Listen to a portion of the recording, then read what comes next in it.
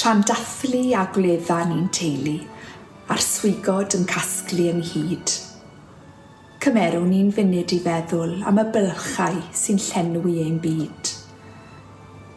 Un anreg yn llai dan y goeden, un gadair yn llai wrth y bwrdd, un cerdyn yn llai i'w sgwennu, un annwyl yn llai yn y cwrdd.